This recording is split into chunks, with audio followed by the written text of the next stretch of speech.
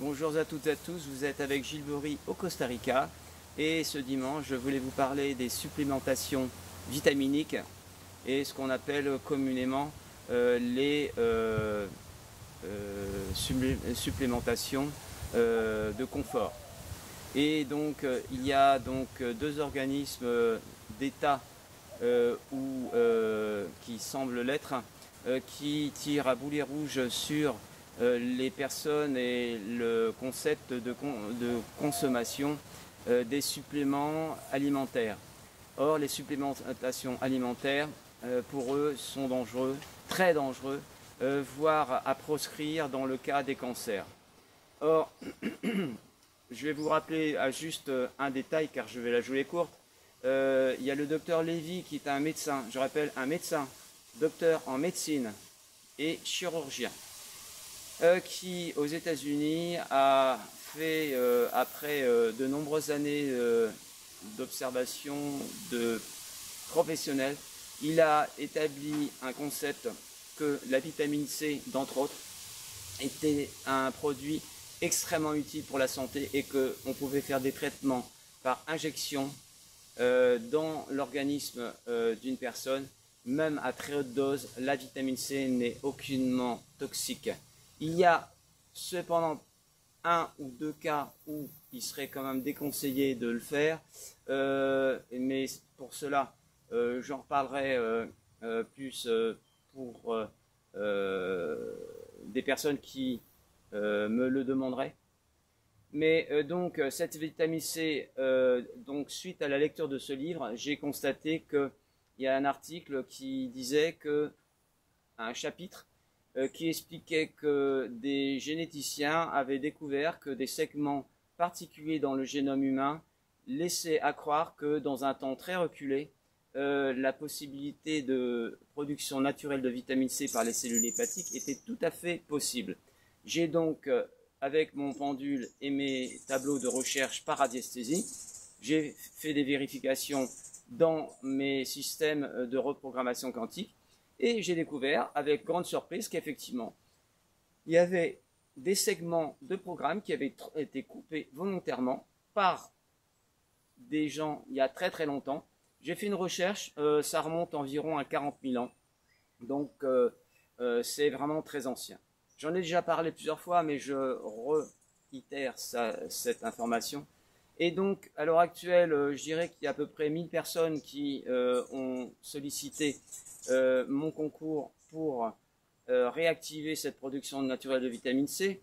Et ce que je peux vous dire, c'est que les normes, entre parenthèses, de l'OMS ou des organismes s'y rapprochant, disent que la consommation de vitamine C est de l'ordre de 90 mg à 100 mg par jour et par personne. D'autres vont jusqu'à 200 mg, mais moi ce que je peux vous dire, c'est qu'après avoir activé cette vitamine C dans une multitude de personnes, j'ai eu la chance qu'une amie pharmacienne se fasse faire une prise de sang pour vérifier qu'elle avait bien naturellement de la vitamine C dans son sang, car elle ne faisait pas de supplémentation de vitamine C par ailleurs. Et le seul laboratoire en France, dans la région lyonnaise, qui le fait, a bien constaté la présence de vitamine C dans le sang de cette amie pharmacienne.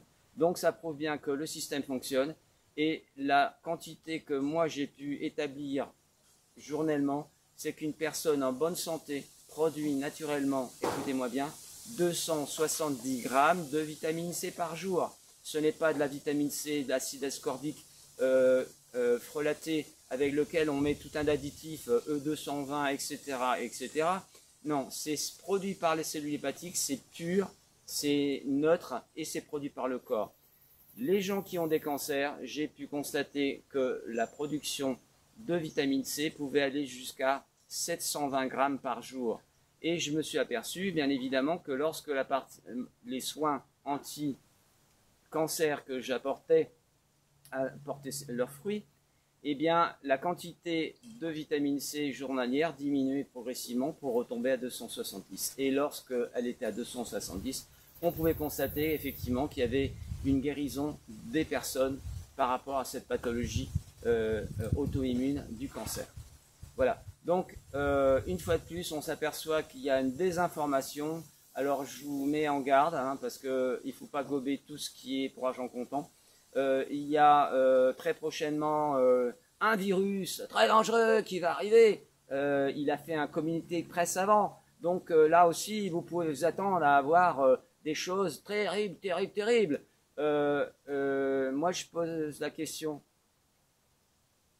Un virus a-t-il la possibilité de parler? A-t-il la possibilité de faire un communiqué de presse en disant « Attention les copains, j'arrive, hein, je vais tous vous faire crever, je vais tous vous rendre malade ». Non, il n'y a pas ça. Donc ça veut dire bien qu'il y a une manipulation et que ces virus, style grippeau, qu'on a dans nos pays depuis bien longtemps, sont tous OGM. Et qu'est-ce que ça veut dire OGM? Organismes génétiquement modifiés. Donc ce n'est pas normal et les lâchers de virus génétiquement modifiés, c'est toutes les semaines. Et moi je récupère le fruit de ces vaporisations car les personnes qui vont pas bien me contactent en me disant oh, Gilles, j'ai mal à la tête, j'ai des douleurs partout dans mon corps, j'ai de la fièvre, etc., etc. Toutes ces personnes-là qui me connaissent me contactent très rapidement, je vérifie le système immunitaire et j'ai cette faculté naturelle de détruire, de désintégrer toute forme de germe. Donc ça veut dire que ces OGM, je les détruis, la personne est quand même pendant quelques jours fatiguée par cette contamination, mais plus vite vous me contactez, plus vite vous sortez de ce mauvais pas. Voilà, c'était donc la vidéo de ce jour. Je vous remercie de votre attention. Je vous rappelle, si vous aimez donc ce message, le pouce, enregistrez-vous. N'hésitez pas à me contacter. Je suis sur VK, sur WhatsApp, sur Telegram et je propose également des téléchargements gratuits d'une multitude de documents PDF qui permettent de faire beaucoup de choses pour notre sécurité et notre santé. Au revoir.